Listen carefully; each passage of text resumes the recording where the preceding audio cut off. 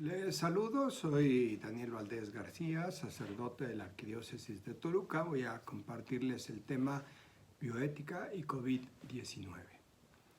La introducción. Mediante esta charla aportaré elementos para normar el criterio con rigor científico y metodológico frente a la pandemia del coronavirus conocido como COVID-19. Se trata de tener puntos de referencia para establecer un criterio de verdad que lleve a la certeza de hacer lo correcto. Ni el siempre ni el nunca son válidos en asuntos de ética, de biomedicina, bioclínica y bioética.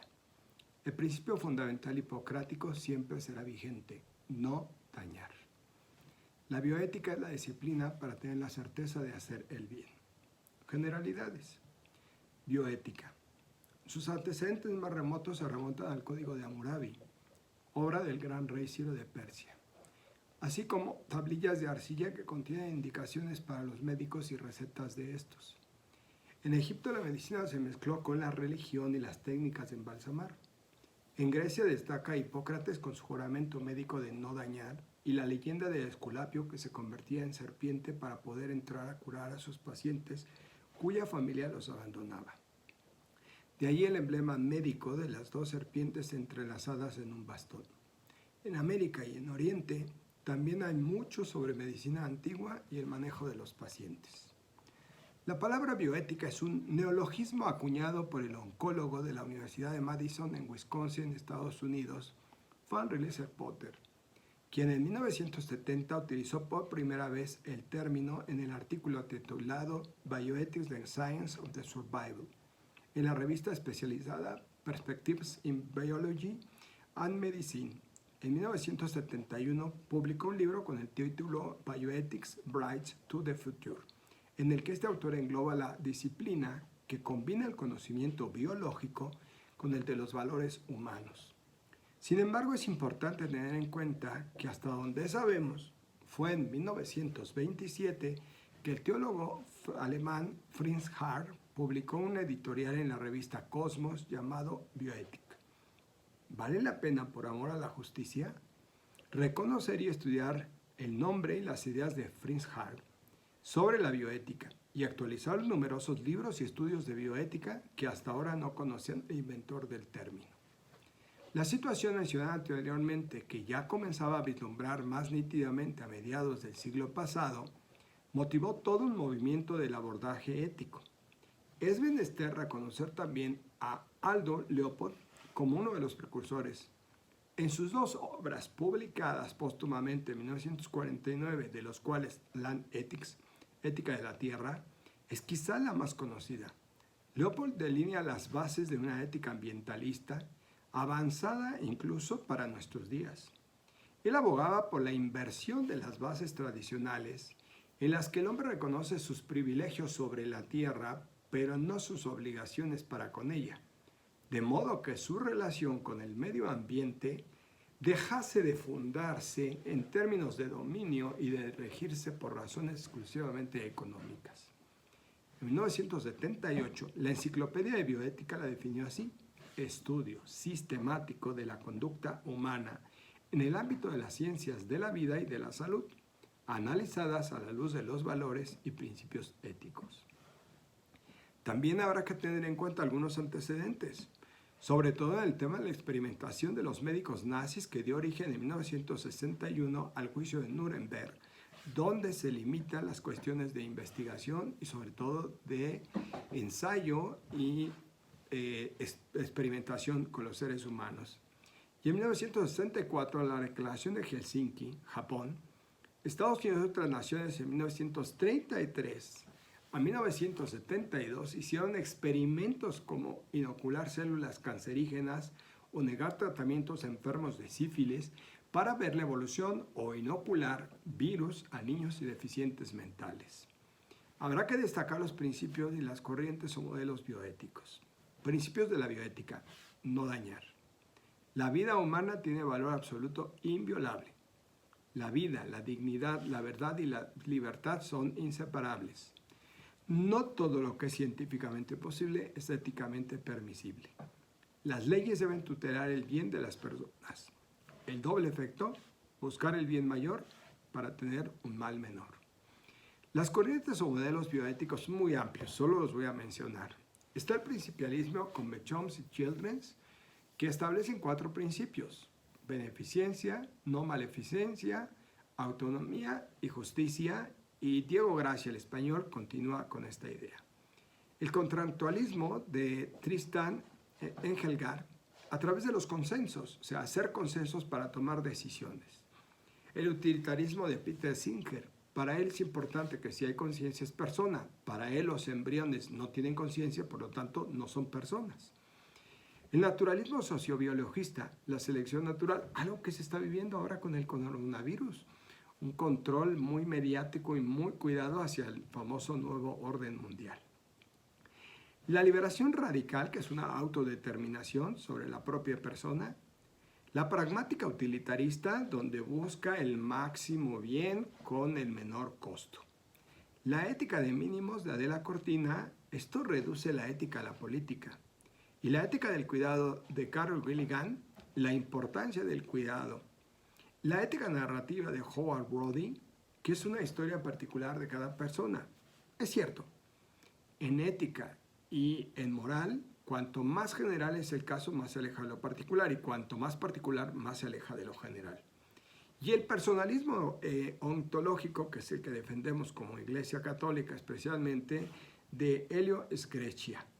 Es un ontologismo que tiene que ver con la antropología. O sea, nadie duda que de huevos de tortugas salen tortugas. ¿Por qué se duda que de un embrión humano nazca un ser humano? Bien, ahora vamos sobre el COVID-19. La palabra griega ios significa veneno. En latín se dice virus y significa fluido venenoso. Para los médicos de la antigüedad, el olor y los fluidos tuvieron una gran importancia en la etiología de la enfermedad que aquejaba a sus pacientes. Los griegos fueron quienes dieron una organización más sistemática a los conocimientos de la entonces iatrogenia. Las ciencias humanas nos enseñan que los virus han existido desde que existe la vida en nuestro planeta. Las referencias al virus incluyen, entre otras enfermedades, la rabia a los perros, lo cual ya se sabía en la antigua Mesopotamia. La poliomielitis también es causada por un virus. Lleva a la parálisis de los limbos más inferiores. La poliomielitis se puede también atestiguar en gráficos del antiguo Egipto. Además, la pequeña sífilis causada por un virus también tiene un papel importante en la historia de América Latina. El estudio de virus se llama virología. Los experimentos en la virología comenzaron con los experimentos de Jenner en 1798. Jenner no conocía la causa, sino encontró que eso hacía que los individuos expuestos a la sífilis de la vaca no sufrieron de pequeña sífilis. Koch y Louis Pasteur también fueron pioneros en esto. En 1898, Beiringer demostró la característica filtrable del virus y encontró que el virus es un parásito, vive de los demás. Delbruck, considerado como el padre de la biología molecular moderna, desarrolló los conceptos de virología en la ciencia. En 1952, Hershey y la ranura mostraron que era la porción del ácido nucleico que era responsable de la contagiosidad y llevó el material genético. En pleno siglo XXI, este virus llamado COVID-19 ha puesto en jaque al mundo. La Organización Mundial de la Salud dice que los coronavirus, COVID, son una amplia familia de virus que pueden causar diversas afecciones, desde el resfriado común hasta enfermedades más graves, como ocurre con el coronavirus causante del síndrome respiratorio de Oriente Medio, el famoso MERS, y el que ocasiona el síndrome respiratorio agudo severo, que es el SARS. Un nuevo coronavirus es una nueva cepa de coronavirus que no se había encontrado antes en el mundo. Los coronavirus se pueden contagiar de los animales a las personas. Es la transmisión zoonótica. De acuerdo con estudios exhaustivos al respecto, sabemos que SARS-CoV se transmitió de la civeta al ser humano y que se ha producido también la transmisión del MERS-CoV del dromedario al ser humano. Además, se sabe que hay otros coronavirus circulando entre animales que todavía no han infectado al ser humano. Esas afecciones suelen cursar con fiebre y síntomas respiratorios, tos y disnea o dificultad para respirar. En los casos más graves pueden causar neumonía, síndrome respiratorio agudo severo, insuficiencia renal e incluso la muerte. El coronavirus mata por asfixia porque hace fibroso el pulmón. Dilema bioético frente a la pandemia. De sobra sabemos la forma en que se contagia más rápidamente este virus letal y las medidas preventivas para detener su avance. Sin embargo, en la población existen algunos agnósticos y otros irresponsables que no acatan las mínimas medidas y con ello se favorece el contagio provocando el colapso de los servicios sanitarios.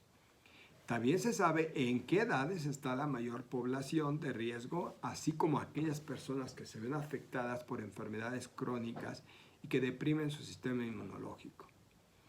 Partamos pues de que la bioética es la disciplina para tener la certeza de hacer el bien, es decir, no dañar. Entonces surgen estas preguntas. ¿Con qué criterios se han de operar los protocolos de atención a los pacientes que han dado positivo? ¿Cuál es la guía de triaje para asignar los escasos recursos? Guía de triaje. En primer lugar, quiero dejar claro que la toma de decisiones de triaje ante esta emergencia sanitaria genera una demanda en los recursos de medicina crítica que es muy posible que no se pueda satisfacer. No nos preparamos para esto. La escasez de bienes que pueden beneficiar a pacientes es algo muy común dentro de la práctica médica. Ya aconteció en Italia y en España. Y la pregunta es, ¿a quién se le debe asignar una máquina de oxigenación por membrana extracorpórea cuando tenemos 2 pacientes que se pueden beneficiar de ella? La respuesta no es tan simple sobre elegir a quién darle la oportunidad de sobrevivir. Principios de justicia. Uno es orden de llegada. Así se asignan los recursos conforme llegan a los pacientes. Es justificado en términos de que es eficiente, transparente, se mantiene neutro respecto a las cualidades personales y sociales de los pacientes y trata a los pacientes de manera equitativa. Pero este principio deja en desventaja a los que viven lejos de las urbes, en lo que se trasladan, en lo que llegan. El principio de necesidad médica. Este principio se basa en el paciente cuya salud está deteriorada y para el cual el tratamiento no sería fútil. Es aquel que debe recibir el recurso escaso. Es decir, si así se pasa a ser el primero en la lista por asignación debido a la necesidad. Justicia social. Es el principio por el cual se ha de procurar la salud de la mayor parte de la población. Aquí está un grave problema porque el criterio biomédico diría qué paciente le resultaría beneficioso el recurso. Pero la sociedad tendría que opinar qué tan beneficioso es ese paciente para la sociedad. Lo más justo socialmente es que todas las personas tienen el mismo valor y por lo tanto la distribución de recursos limitados durante una emergencia de salud pública debe ser orientada a salvar la mayor cantidad de vidas. Esto requiere de un principio adicional: salvar la mayor cantidad de vidas por completarse. Aquellas personas que están en una edad que les faltan distintas etapas. Ejemplo de esto es lo que hizo en Italia el sacerdote Giuseppe Bernardelli, renunciando voluntariamente a un respirador que la comunidad le había comprado para dárselo a alguien más joven que él. La emergencia social asume los criterios bioéticos de beneficencia, no maleficencia, autonomía y justicia, en bien de la salud pública. Si se pierde la perspectiva de salud comunitaria, se pierde el objetivo de la meta que se busca en este caso: salvar el mayor número de personas. Se trata pues de crear entonces equipos de triaje. Estos equipos son multidisciplinares, deben estar integrados por personal especializado, capacitado y ampliamente experimentado en medicina crítica. Lo integra personal de salud y administrativos y serán los primeros en evitar los contagios, así como evitar conflictos de intereses, mantener equidad procedimental y evitar la angustia moral. La autoridad del oficial del triaje sobre la asignación inicial de recursos escasos es superior a todo el otro personal de salud tratante. Eso es una gravísima responsabilidad porque no quita autoridad científica al médico, sino que se socializan las decisiones. Se trata de algún modo de gobernanza. El oficial de triaje es el encargado de comunicar las decisiones a los familiares del paciente. Si hubiese alguna apelación, pasa al comité revisor del triaje, el cual dará la decisión final. Aquí solo estoy haciendo una pequeña síntesis para describir lo que sucede. La evaluación que hace el triaje solo se realizará a pacientes que han sido estabilizados. En caso de ser posible, debe proveerse ventilación mecánica temporal, debe ser provista mientras se prioriza el puntaje de priorización que debe tener cuando lo hace el equipo de triaje. Vamos a concluir. Los principios biomédicos requieren de principios adicionales. Al tratarse de la salud pública ante las expectativas de vida, no tanto por economía. En la asignación de recursos escasos de medicina crítica, no deberán de ser tomadas las siguientes características para priorizar: afiliación, política, religión, ser cabeza de familia, valor social percibido, nacionalidad o estatus migratorio, género, raza, preferencia sexual, discapacidad. En el contexto de salud privada, a la lista anterior se debe agregar tener seguro médico y tener recursos económicos para solventar los gastos de hospitalización. Esta es una emergencia pública. En esta ocasión, la única excepción a esto es pertenecer al personal de salud que combate esta epidemia del COVID-19. El objetivo principal durante la emergencia de salud pública, insisto y repito, es salvar la mayor cantidad de vidas, en primer lugar, y la mayor cantidad de vidas por completarse, en segundo lugar. Hace necesario que se reevalúe de manera periódica la provisión activa de cuidados críticos. Por ejemplo, el uso de ventilación mecánica.